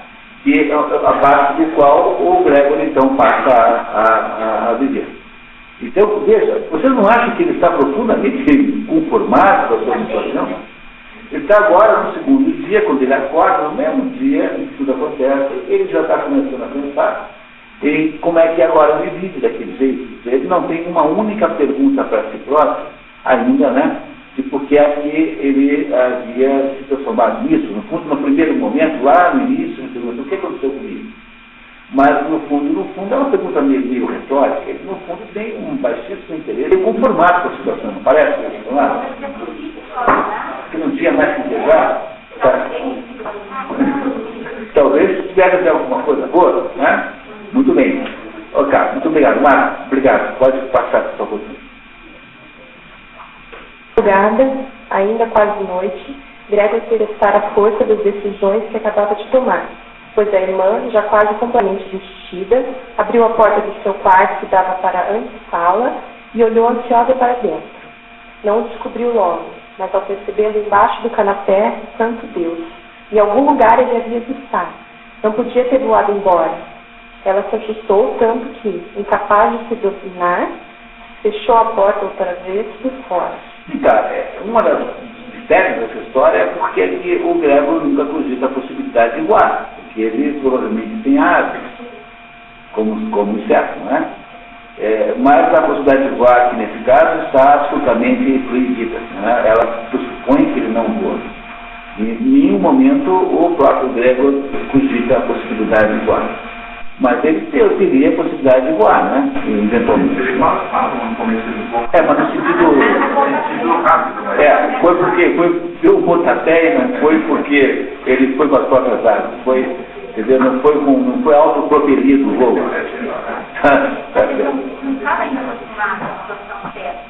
Mas em nenhum momento ele irá cogitar isso, né? Em nenhum momento ele terá a verdade de voar. Muito bem, pode continuar. Mas, como se arrependesse do seu comportamento, abriu-a de novo imediatamente e entrou na ponta dos pés, como se fosse o quarto de um doente grave ou mesmo de um estranho. Gregor tinha esticado a cabeça até a beira do canapé e a observava. Será que ela notaria que ele nem tinha tocado leite e não de forma alguma por falta de fome? E por que ele não tocou leite? Porque não é comida de tesouro, de escaravelho, de sei lá o que, carrapato, né? O que for. Entendeu? É por isso que ele não tocou leite. Pode ler um pouquinho mais. Preste percebe a tigela ainda cheia e a ergue com um trapo e a leva para fora do quarto. Gregor, faminto e salivando, conjectura o que ela lhe trará em substituição. Deve ter de trocar a comida, né? Aquele que pensa, né? Muito bem. Muito obrigado. Patrícia, por favor. Não quer ler, pai? Não é possível que timidez, meu Deus. Ela que faz todo o trabalho. Tá? Muito bem. Ela trouxe, para puxar o seu gosto, todo o sortimento e pará-lo sobre um jornal velho. Havia-lhe legumes apassados, meio apodrecidos, ossos do jantar, rodeados por um molho branco já endurecido, algumas passas e amêndoas, um queijo que, 2 dias antes, Gregor tinha declarado intragável, um pão seco, um pão com manteiga e um pão com manteiga e sal. Além de tudo, ela ainda acrescentou a tigela, provavelmente destinada de uma vez por todas a Gregor, na qual havia despejado água. E por delicadeza, pois sabia que ele não comeria na sua frente, afastou-se o mais rápido possível, e até girou a chave na fechadura, para que ele fosse capaz de perceber que poderia ficar tão à vontade quanto quisesse. As perninhas de Gregor vinham enquanto ele foi comer. Então, a Grete, tem alguém cuidando do Gregor? A Grete, a irmã dele cuida dele, né? Então ela está querendo descobrir o que é que ele gosta de comer para mantê-lo ali, né, atendido de alguma maneira. Ela, em nenhum momento, desconfia que aquele negócio possa não ser uma novela. Quer dizer, há uma espécie de consenso coletivo, claro e indubitável, de que trata-se ali mesmo do grego. Que não há nenhuma dúvida quanto àquela criatura ser o grego. Isso está bem claro, né? Todos compreenderam isso, né? E as pessoas comportam-se com essa situação como alguém, por exemplo, que agora tem uma pessoa doente que mora na sua casa. Não é isso? Quer dizer, houve um fato novo naquela família, e esse fato novo de grande gravidade, porque afinal de contas é o grego que sustenta a casa, e agora tem ali uma espécie de inválido, né? Um tipo de inválido que é cuidado só pela irmã, por enquanto só a Grace se incomoda com ele. Tá? Muito obrigado. Quem é que está na vez, por favor? Rapidamente, um atrás do outro, com lágrimas de satisfação nos olhos, ele devorou o queijo, os legumes e o molho. Não comeu os alimentos frescos. Gretchen retorna e ele volta para baixo do canapé, onde agora cabe com mais dificuldade por causa do arredondamento causado pela refeição. A moça recolhe com uma vassoura e despeja num balde os restos e a parte não comida. Gretchen repetiria secretamente o procedimento todos os dias, na hora em que os pais dormiam e a empregada havia sido despachada por ela com alguma incumbência. Gretchen era a única pessoa da casa com quem Gregor convivia. A questão convivia está entre aspas, porque na prática eles não convivem. Ela não olha para ele e não lhe diz a palavra jamais. Coisa um pouco estranha, porque você fala com o seu cachorro, não fala? Todo mundo fala com o cachorro. Alguém tem cachorro não fala com o cachorro? Você não fala com o seu cachorro, você é um monstro. Tem, né? Pode ser que o cachorro não responda, mas, né? Normalmente não responde. Sim, português. Mas que falar com o cachorro é alguma coisa natural, você se comunicar com o animal de estimação, não é isso? Então, nem isso ela sabe, quer dizer, ele não é um convívio verdadeiro, é apenas uma espécie de cuidar com quem cuida de um animal, assim, um animal anônimo, como um caçador de vacas, de leite, num sítio. Mesmo assim, eu acho que ele deve conversar com as vacas, de vez em quando. Não é isso? Tá? No entanto, percebo que ela faz isso com uma certa reserva. Não há um consenso de que a família deve cuidar dele. Tem alguma coisa ali, pouco de reserva. Ela faz isso quando os pais estão dormindo, nunca assim, de modo assintoso. Isso ela não faz. Tá? Muito bem, o próximo, por favor. Tem desculpas. Foram mandados embora de casa naquela manhã. Gregor não pôde ficar sabendo, visto que não era entendido. Ninguém, nem mesmo a irmã, pensava que ele podia entender o outro. E assim, quando a irmã estava no seu quarto, ele tinha que se contentar em ouvir, aqui e ali, seus suspiros e invocações, ao espanto. Só mais tarde, quando ela havia se habituado um pouco a tudo, naturalmente não se podia nunca falar em hábito completo. Gregor, às vezes, aprendia uma observação amigável, ou que podia ser interpretada como tal. Hoje, sim, ele gostou, ela dizia, quando Gregor tinha limpado para valer toda a comida. Ao passo que, no caso contrário, que aos poucos se repetia numa frequência cada vez maior, costumava dizer quase com tristeza: deixou tudo outra vez. Ela fala consigo, mas não fala com o Gregor, né? Além disso, já está claro para vocês que o Gregor está passando por um processo de decadência, ou seja, ele está, de alguma maneira, definhando. Ele, crescentemente, não come aquilo que lhe dão para comer, o que a Grace lhe dá para comer. Então, aí a ação que o Gregor está, de alguma maneira, perdendo vida, está definhando, está indo na direção da morte. É isso? Mais um pouquinho, por favor. Gregor consegue ouvir conversas espremendo-se contra a porta, especialmente nos primeiros tempos. Não havia conversa que de algum modo não tratasse dele, mesmo em segredo. Sempre havia alguém em casa, porque ele não podia ser deixado só no apartamento. Entre as coisas que ouviu foi a cozinheira Ana pedir encarecidamente para ser dispensada e ser atendida. A empregada, ao sair, jurou solenemente, sem que lhe tivessem pedido jamais, revelar a ninguém o mínimo que fosse. Gregor ouve seu pai expondo à família a situação financeira. Ele lembra-se de que, depois da falência ocorrida, 5 anos antes, sua preocupação de Gregor tinha sido apenas fazer tudo para a família e esquecer o mais rápido possível a desgraça comercial que havia levado todos a um estado de completa desesperança. E assim começaram a trabalhar com um fogo muito especial e quase da noite para o dia passaram de pequeno caixeiro a caixeiro viajante, que naturalmente tinha possibilidades bem diversas de ganhar dinheiro e cujos êxitos no trabalho se transformaram imediatamente na forma de previsões em dinheiro sonante que podia ser posto na mesa diante da família espantada e feliz. Ou seja, ele está contando que ele, há 5 anos, não pensava em outra coisa a não ser em ajudar a família. Não é isso? Ele, portanto, dedicou 5 anos a esse esforço de resolver viabilizar financeiramente uma família cujo chefe havia quebrado comercialmente. Muito bem. Na verdade, Gregor havia assumido todas as despesas da família e havia até mesmo conseguido o apartamento onde a família morava, tendo recebido retribuição afetiva apenas da irmã.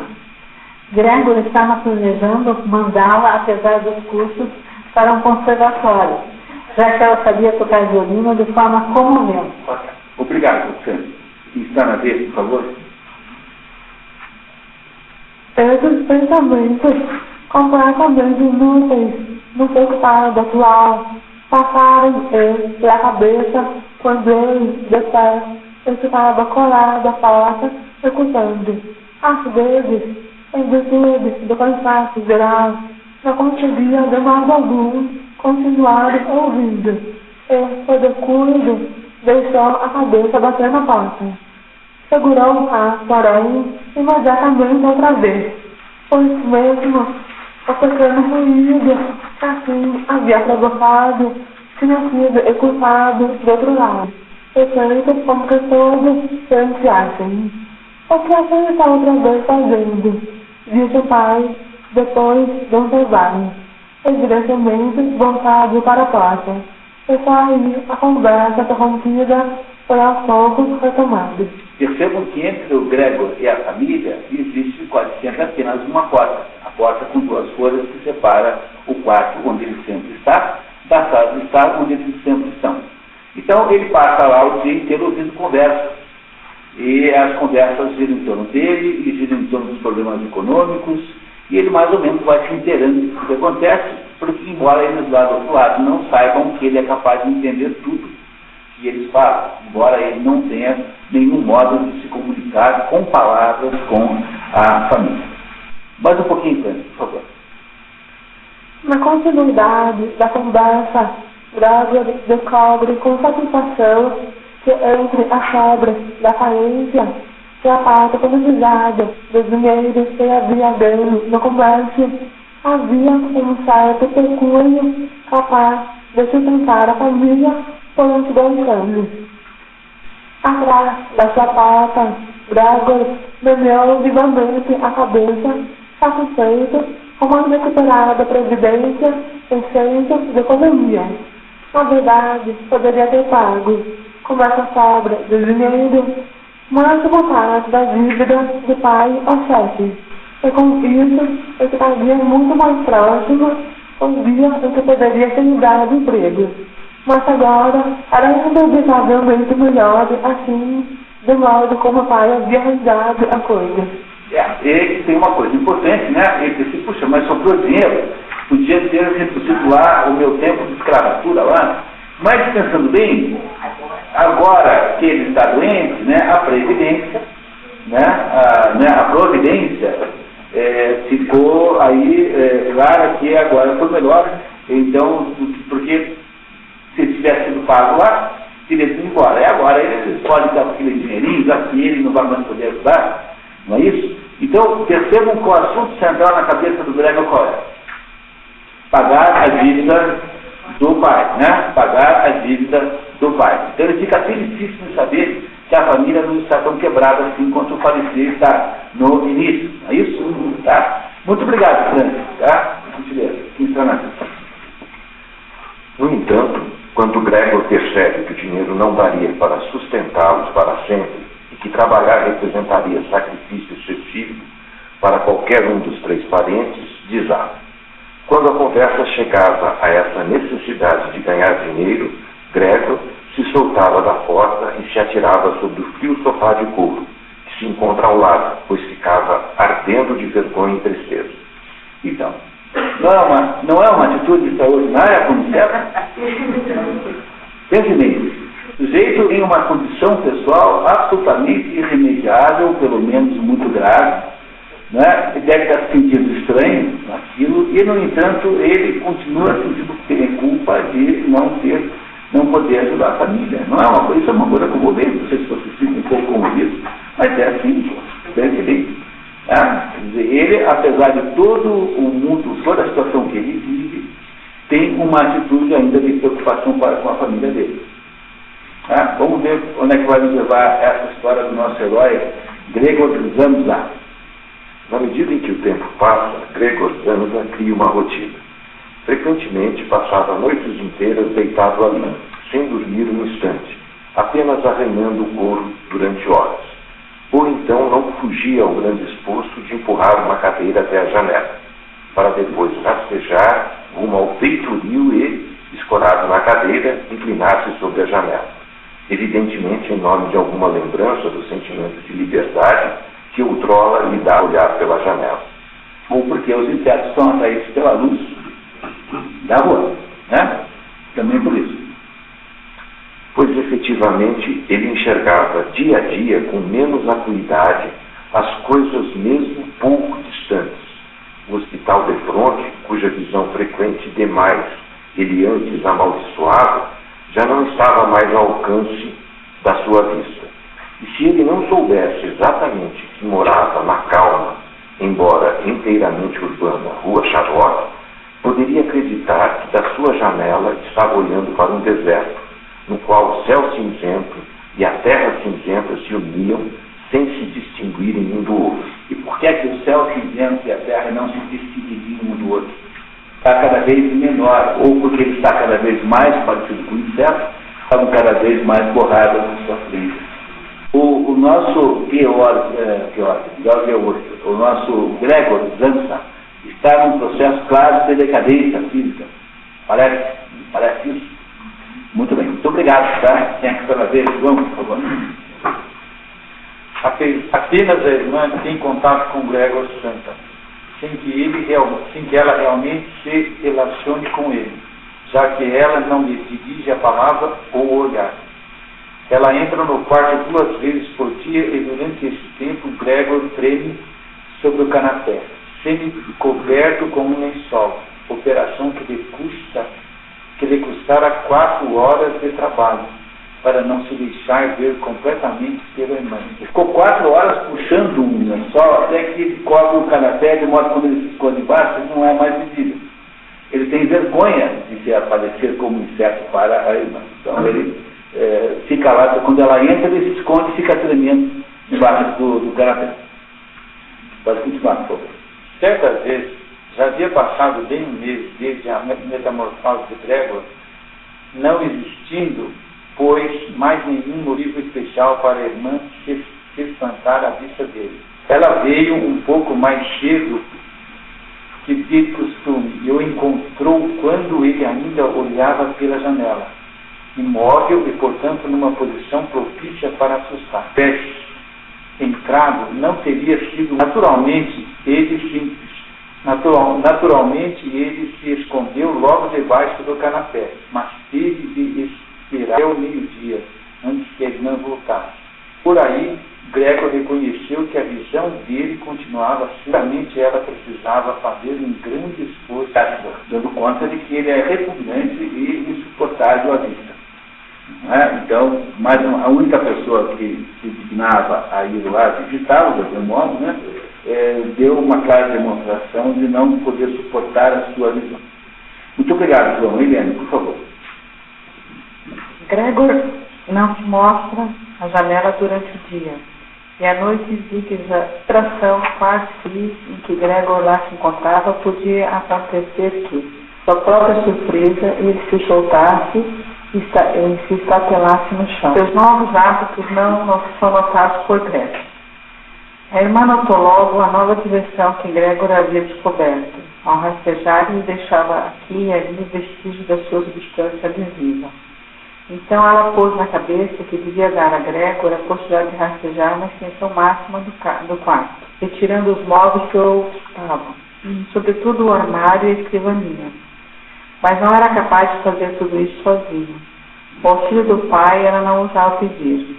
Com toda certeza, a empregada não a teria ajudado, pois essa jovem, de cerca de 16 anos, resistia, na verdade, bravamente desde a assistência da antiga cozinheira, mas tinha pedido o favor de poder conservar a cozinha, constantemente fechada, só precisando abri-la a um chamado especial. Eles tinham 2 empregados, lembra? A cozinheira pediu para Deus para ir embora e foi essa, ficou contente que ela não tivesse que sair da cozinha, de jeito nenhum, e a porta da cozinha tinha que ser fechada. Tá? Então ela não iria, obviamente, ajudar a Grete a empurrar móveis lá no quarto do Gregor. Muito bem. Assim não restou a irmã outra coisa senão ir buscar a mãe. Certa vez que o pai estava ausente, a mãe veio com exclamações de excitada alegria, mas silenciou junto à porta do quarto de Gregor. Naturalmente a irmã verificou primeiro se no quarto estava tudo em ordem. Só depois deixou a mãe entrar. Na maior pressa, Gregor havia puxado o lençol mais fundo e com mais dobras, o conjunto parecia de fato um lençol atirado ao acaso sobre o canapé. Também desta vez, Gregor deixou de espionar debaixo do lençol. Renunciou a ver a mãe por enquanto e ficou contente por ela ter vindo. Não ficou espionando, ficou lá escondido debaixo do canapé. Muito obrigado. Gregor, escondido, ouve a conversa que sua mãe argumenta contra a retirada dos móveis do quarto. Conta, tá? A mãe não quer tirar os móveis. Não é como se mostrasse, retirando os móveis, que renunciamos a qualquer esperança de melhora e abandonamos a própria sorte, sem nenhuma consideração. Creio que o melhor seria tentarmos conservar o quarto exatamente no mesmo estado que estava antes, a fim de que Gregor, ao voltar outra vez para nós, encontre tudo como era e possa desse modo esquecer facilmente o que aconteceu no meio tempo. Sandra concorda alegremente, mas apenas para ouvir sua irmã, que era perita no novo Gregor. Contraria a mãe, sugerindo tirar tudo, menos o canapé. Acaba vencendo. As mulheres saem carregando com dificuldade os móveis e Gregor aproveita para tirar a cabeça para fora de sobre o canapé. Entra sua mãe e ele recua, embora ela tenha percebido seu esconderijo. Outra vez sozinho, ele rompe debaixo do móvel para tentar falar alguma coisa, já que elas esvaziaram o quarto, privando-no de tudo que lhe era caro. Tenta salvar a imagem da dama vestida de pele, escalando a parede e comprimindo o quadro contra a barriga.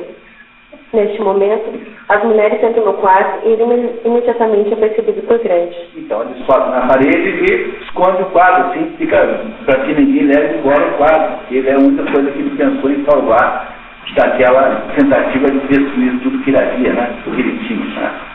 Muito bem. Então, enquanto isso, a mãe e a irmã estão entrando do quarto, carregando as coisas para fora, para deixar, de acordo com a opinião da Grete, o espaço interno para ele rastejar à vontade ali dentro daquele do quarto dele. Vamos, por favor. Então, os olhares dela cruzaram-se com os de Gregor na parede.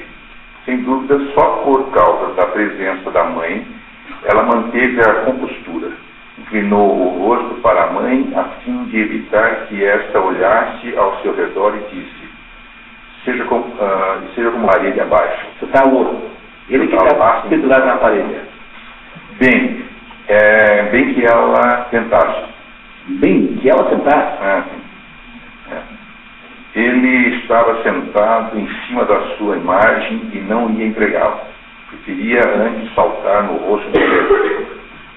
Mas as palavras de Gretchen haviam na parede intranquilizado a mãe. Ela deu um passo de lado, divisou a gigantesca mancha marrom no papel de parede florido E antes que realmente chegasse à sua consciência que o que ela via era Gregor, exclamou com voz esganiçada e áspera: ai meu Deus, vê Gregor! Bradou a irmã com um punho. Finalmente agora viu o filho lá pendurado na parede, escondendo o quadro com a barriga para não levarem o quadro embora. E ela desmaia, não é isso? A Grete fica com muita raiva dele, porque ele tinha nada que ter se metido nisso, devia ter ficado lá escondido debaixo do canapé.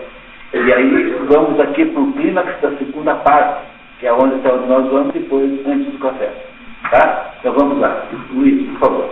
Gretchen corre para a sala vizinha em busca de alguma. Ela se assusta e derruba o vidro e cai em terra. Ela vai para a sala de estar, procurar numa gaveta um perfume, qualquer coisa, e ele vai atrás dela para ajudar. Está preocupado com a mãe. Então ele vai rastejando atrás dela, para que ela se vira para voltar para o quarto, dá de cara com o Gregor, e daí derrubam um vaso de perfume.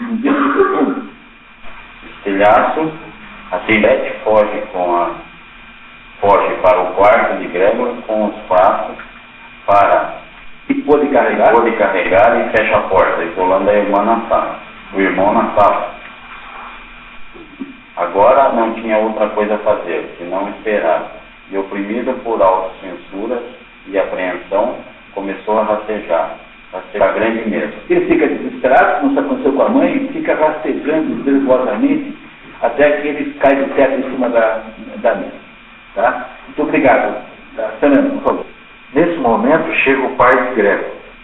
Encontra a casa em polvorosa e conclui que seu filho havia feito alguma violência contra a senhora Sansa.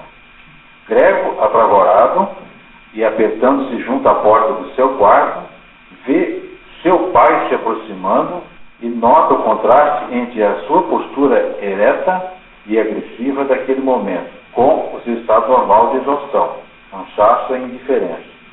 No lugar das habituais vestimentas caseiras com que se arrastava pelo dia, agora usava um uniforme azul justo, de botões dourados, como os que usam os contínuos das instituições bancárias. No lugar do outrora penteado, desgrenhado, tinha os cabelos penteados com uma risca escrupulosamente exata e luzidia. Era aquele ainda o seu pai? Gregor recua e o pai avança cuidadosa, mas decididamente sobre ele. Dão lentamente várias voltas pelo quarto. Para cada passo do pai, Gregor tinha de realizar inúmeros movimentos. O que é que aqui de novidade enorme? O pai dele voltou a trabalhar provavelmente como contínuo de um banco. E o pai, que era assim, um sujeito morto-vivo, né? E meio entrevado, desistiu da vida, agora tinha uma postura assim, forte, reta, usando um uniforme, e agora o pai vai persegui-lo, porque o pai pensa que ele possa ter machucado a mãe, né? E ele faz todo o possível para ser, ele tenta ir não está escrito aqui, mas ele fica se encostando na porta do quarto para mostrar para o pai que ele está querendo voltar para o quarto, que ele não quer briga. Ele em nenhum momento enfrenta o pai, ele tem uma atitude absoluta de submissão à autoridade do pai, mesmo sendo obviamente injustiçado, né? Tá? Vamos lá então, Fernando, pode continuar, vamos lá. Enquanto cambaleava de cá para lá, quase não mantinha os olhos abertos, a fim de reunir todas as forças para a corrida. No seu torpor, não pensava em outra maneira de se salvar, senão correndo. E tinha quase esquecido que as paredes estavam à sua disposição, embora aqui elas permanecessem obstruídas por móveis cuidadosamente talhados, cheios de recortes e pontos. Quando, nesse momento, alguma coisa, atirada de leve, voou bem ao seu lado e rolou diante dele. Era uma maçã. A segunda passou voando logo em seguida por ele. Gregor ficou paralisado de susto. Continuar correndo era inútil, pois o pai tinha decidido bombardeá-lo. Da fruteira em cima do buffet, ele havia enchido os bolos de maçã e, por enquanto, sem migrar direito, as atirava uma a uma. As pequenas maçãs vermelhas rolavam como que eslisadas pelo chão e partiu uma nas outras. Uma maçã atirada sem força raspou as costas de Gregor, mas escorregou sem causar danos. Uma que logo se seguiu, pelo contrário, literalmente penetrou nas costas dele. Gregor quis continuar se arrastando como se a dor surpreendente e inacreditável pudesse passar com a mudança de lugar. Mas ele se sentia como se estivesse pregado no chão e esticou o corpo numa total confusão de todos os sentidos. Com o último olhar, ainda viu a porta do seu quarto ser escancarada e a mãe se precipitar de combinação à frente da irmã que gritava, pois a irmã a tinha aliviado das roupas para permitir que ela respirasse com liberdade enquanto estava desacordada. Viu-a correr ao encontro do pai e no caminho caíram no chão uma a uma, as saias desafetadas. E viu quando ela, tropeçando nas saias, chegou até o lugar onde o pai estava e abraçando em completa união com ele, mas nesse momento a vista de Gregor já faltava. Pediu, com as mãos na nuca do pai, que ele poupasse a vida de Gregor. E com isso nós terminamos o segundo capítulo dos 3 capítulos. Nesse momento, então, o Gregor é bombardeado por Macento por causa do episódio e nós aí sabemos que ele quase é assassinado nesse momento. Vamos tomar um café e voltamos em seguida para ver o que aconteceu ao final do nosso herói. O pedaço não vai precisar ler mais. Porque o seu detalhe